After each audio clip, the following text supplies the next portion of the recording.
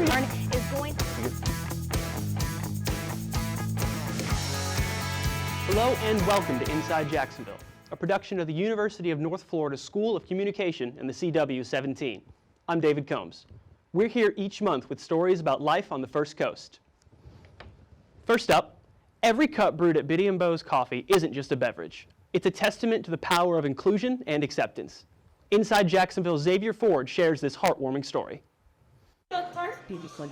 Located off San Marco Boulevard, Biddy & Bo's Coffee is more than just a place for a caffeine fix. It's a human rights movement disguised as a coffee shop, where people with intellectual and developmental disabilities are valued members of the workforce. I've worked here since the beginning, since it opened. Lexi, an employee at Biddy & Bo's since its inception a year ago, reflects the spirit of inclusivity that permeates the coffee shop. Opportunity to work at. For Madeline, another valued employee at Biddy & Bo's, the experience has been transformative. I love it. I'm making some new friends and working with amazing coworkers. Serving up more than just coffee, Biddy & Bo's Coffee Shop is brewing up inclusion and empowerment in every cup. Biddy & Bo's commitment to inclusivity creates a supportive environment where every employee thrives. Their experiences underscore the profound impact of fostering diversity and acceptance in the workplace. Certain jobs, we have a variety of things that they can do, so I think we do an excellent job of trying to include as many differently abled people as we can. For Natalie Bryan, also known as Coach, a staff member without a disability who has 36 years experience in the education of children with disabilities, joining Biddy & Bo's was inspired by the company's commitment to inclusivity. Well, the shop dynamics, and when people come in here, the first thing they say is just they feel so comfortable and they feel loved and they feel a sense of community and just because they see that everybody enjoys their job here. Customers at Biddy & Bo's aren't just there for the coffee, they're also there to support a movement. I think it's a fantastic opportunity for people with special needs or with people with disabilities to have an opportunity to, make a difference. Xavier Ford, Inside Jacksonville. To learn more about Biddy & Bo's Coffee and this heartwarming story, visit our website, unftv.com. Rent in Jacksonville has been steadily increasing for the last few years, making it a contentious issue among tenants. Inside Jacksonville's Ethan Leckie has more on the story. Shelter is one of humanity's highest needs. Unfortunately for Jacksonville renters and tenants, rent prices have become more difficult to afford. A report from the Jax Housing Project found that rent in Duval County has increased nearly 40% in the last 2 years. Another study done by Harvard University found that almost half of Duval County residents are known as cost-burdened, which is defined as spending more than a third of their income on rent. Dr. David Jaffe is a founding member of the Jax Tenants Union. With this organization, he hopes that renters and tenants will be able to promote collective bargaining with landlords. Bargaining power comes from the fact that landlords cannot necessarily harass and evict 20 or 30 tenants at a time. They can do that to one, they cannot do it to the many. The impacts of high living costs are felt by residents throughout Jacksonville. M. Meir rents a home with 2 other roommates. Because the property is managed by a corporate landlord, the rent prices have been high. As a result of their limited income, their housing options have been limited. Being a tenant in Jacksonville and being with my limited income, there's not a lot of choices. It's either having to live with 5 other people, or if you can find somewhere cheap and it's just you and one other person, it's usually in an unsafe side of town. With a lower cost of living, Mir would have the financial freedom to have a better quality of life. I would be able to maybe one day have a place where it's just me, or even if I continued to live with somebody, I would be paying less for rent and ultimately would be able to better put my money into the economy. Ethan Leckie, Inside Jacksonville. To learn more about your rights as a renter, visit jaxtenants.org for more information. First Coast beaches are facing increased erosion. Inside Jacksonville's Alec Jenkins breaks down this growing problem. Barbara Blonder is the city commissioner for the city of St. Augustine. and she warns of growing issues with beach erosion. There's no scientific debate. It's not just the quantity, it's also the intensity of the storm. Sand comes and goes with both the wind and the waves. The sand that is lost from the beach is considered beach erosion. Blonder warns that the primary reason the First Coast has lost so much sand is primarily because of rising sea levels due to climate change. I just look at Volano Beach. If you drive on A1A to go back up to Jacksonville, you'll see where there are homes that have not been able to rebuild because there's not enough space left there anymore. They were destroyed in one or more of the nor'easters in combination with hurricanes, and there's just no land left for them to build on. They're stuck between A1A and eroding shoreline. In Volano Beach, an example of what beach erosion could do. This sandy lot is all that remains of a once infamous site. The Blue House, which had the beach in front of it, along with its foundation washed away by waves from increased storms, leaving the house on stilts. The house was eventually demolished with only sand being left behind, a casualty of beach erosion. Locals in Jacksonville Beach are voicing their concerns, including resident and former UNF student Brandon Falotico. Yes, I'm definitely afraid of sea level rise. It wouldn't be a good thing for all these businesses here on the beach. Falotico's fears were confirmed by Blonder, who said tourism could be affected, which in turn could affect businesses. Beaches are becoming narrower, and there's less room at high tide to lay out your towel or play games or whatever else you might be doing at the beach. That's a big reason why there is, supplementation of funding for beach nourishment or beach renourishment. Beach erosion does not just affect the residents that live on the First Coast, but also the animals that call it home. Really, any species that depends on that coastal sand environment, the dunes, the sand itself. It's a lot of species that live within the sand, and then there's plenty of species that are laying their eggs and so forth, or using the habitat that is the sandy habitat. As of right now, there's no clear solution. A permanent solution is still being researched. For now, the First Coast continues the battle with beach erosion. Alec Jenkins, Inside Jacksonville. Jacksonville Beach is expecting to start beach renourishment soon, which will add more sand to the already existing beach. Coming up, one of the First Coast's most unique events combines classic cars and coffee. Also, after the break, a local market that is helping promote small businesses and provide entertainment to guests. Inside Jacksonville will be right back. The University of North Florida is proud to offer a Master of Science in Communication Management. This master's degree allows you, the student, to customize your curriculum to the field you prefer. Students who earn this 36 credit hour degree will take their core classes through communication. Then, they can specialize in either business, public administration management, leadership, nonprofit management, or public health. UNF Communication, made for you. Welcome back. Every new year, many will commit to a goal in mind of being more active. But as the months pass by, the drive and desire can quickly fade. Join me in taking a look into what consistent physical exercise can do and some of the exciting ways to stay active. There are countless ways to get in exercise in today's world, so many that it can be confusing where to start. One of the most common forms of physical exercise being weightlifting, which offers a person the ability to enhance both their strength and appearance. So originally I got into weightlifting when I was a freshman in high school. I actually started out doing it for football.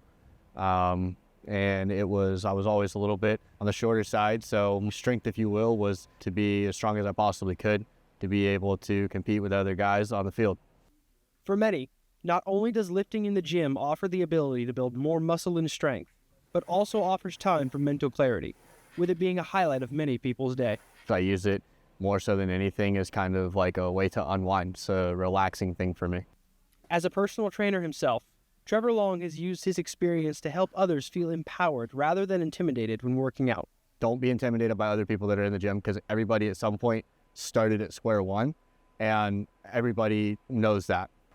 Going into a public setting, performing exercise that you may not be too familiar with, in front of people who are far more experienced, can leave the gym to be an intimidating area. Luckily, there are other ways to stay physically active. Located on the campus of the University of North Florida, the Eco Adventure Obstacle Course opened in March of 2023 and has been offering a different approach to outdoor activity.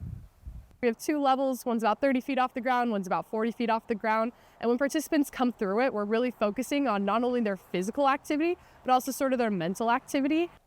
With a unique way of pushing past your limits, these challenge courses offer an experience in all aspects of physical activity. This is the funnest substitute you can have for physical activity. Going through this course is really heavy on cardio, but you're also holding up your own body strength. So that can be tough on your legs and your arms. It's truly a full body workout. And you're getting those endorphins of adrenaline on top of your regular exercise endorphins. With the advancements of social media today, there are countless methods for exercise. It is important to find what works best and is most achievable for you. A lot of times I think people get stressed out with what they see on social media or the internet, and they think that doesn't look fun or achievable for me. And I think working with strategies to find what excites you and what feels like a measurable way to sort of achieve your fitness goals, I think is a good way to not only know yourself, but also to have a more realistic approach to achieving those goals. If you want to hear more about ways to get in shape and the benefits that each offer, visit our website, unftv.com, for more. Inside Jacksonville's Emily Cheney now takes us to St. Augustine for a classic event.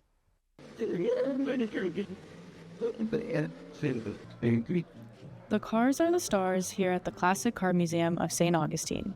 It acts as a museum and event space for events like Cars and Coffee.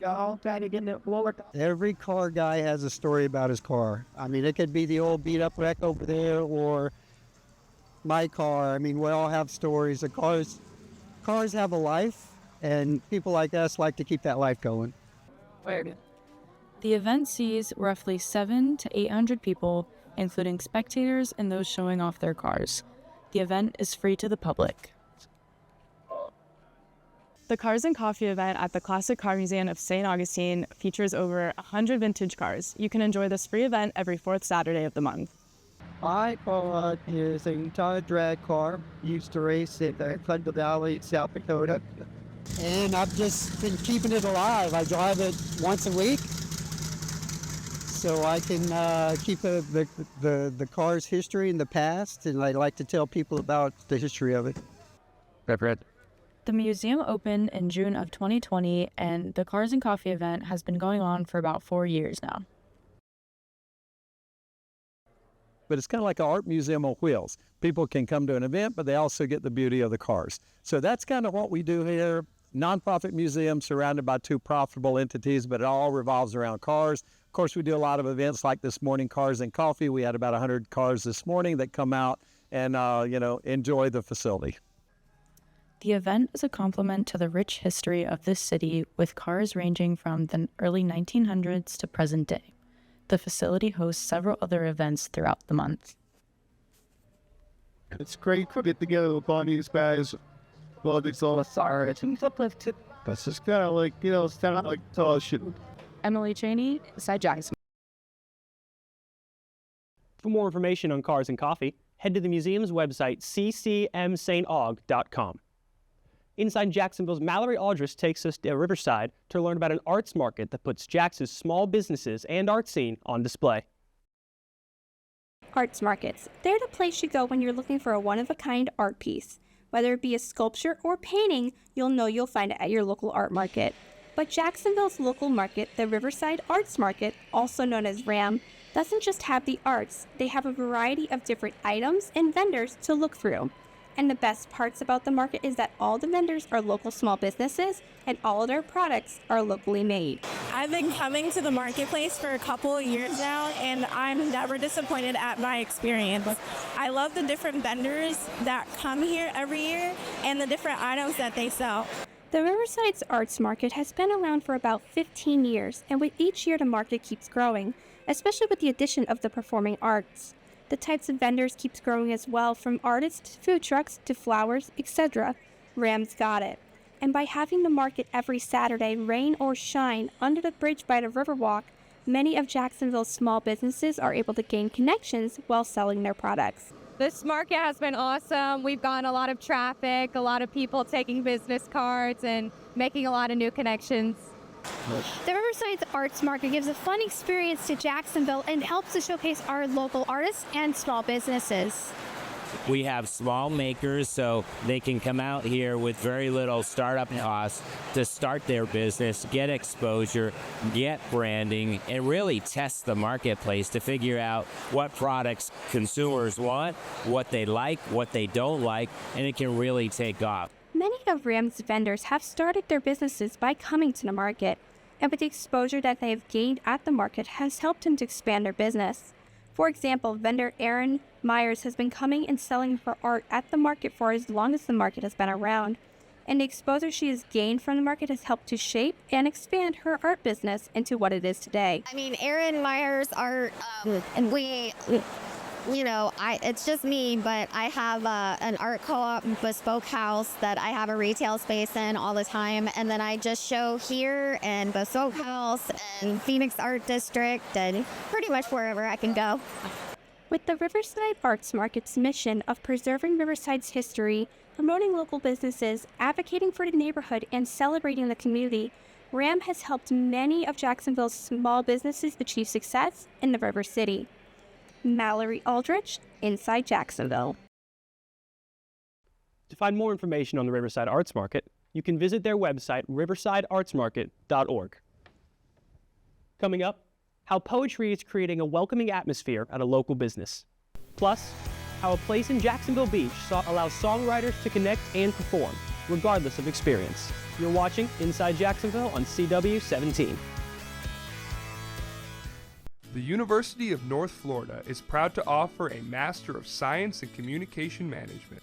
This master's degree allows you, the student, to customize your curriculum to the field you prefer.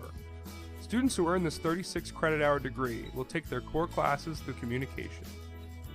Then, they can specialize in either business, public administration management, leadership, nonprofit management, or public health. UNF Communication, made for you. Next up on Inside Jacksonville, it's National Poetry Month. To celebrate, Inside Jacksonville's Isa Barrientos takes us to 5 Points, where local poets take to the stage to share their work. On Monday nights, the back room at Rain Dogs is packed with poetry for What's in a Verse, Jacksonville's favorite open mic night. As a host, I just get to really interact in a different way. I get to have this banter with the crowd. I get to have fun with the crowd. I get to, create this atmosphere that is safe, that is comfortable, that makes people feel like home when on stage. And that's all that we're trying to do here. It started as KES Poetry Night in 2018 as a way for poets to get together and share their work.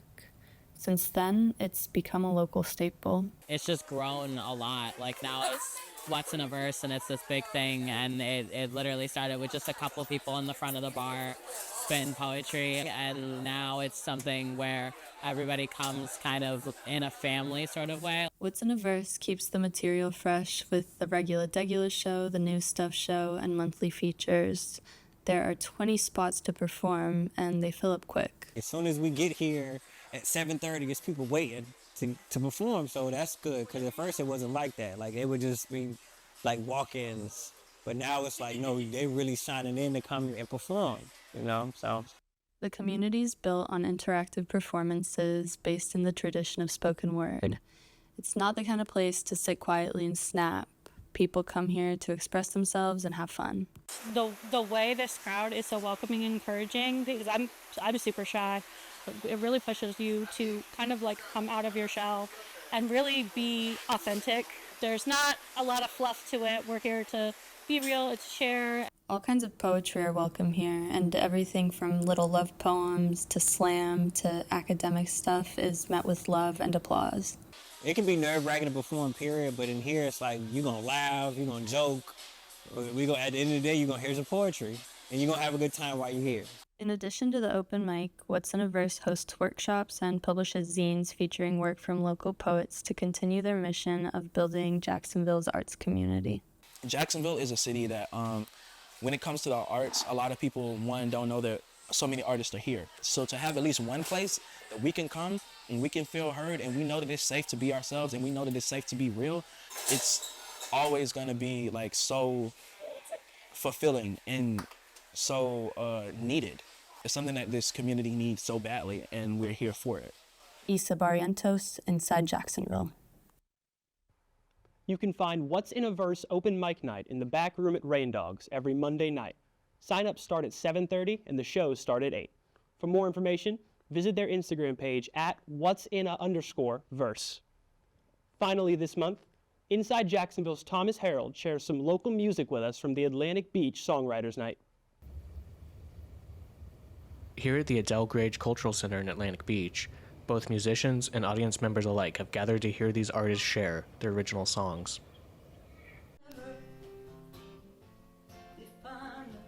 Among these artists is Debbie Jean, who has only played guitar for a few years. I got started really late. I'm a late bloomer. I had a wild hair and just went, I'm going to learn to play guitar because I like singing, and I got started. So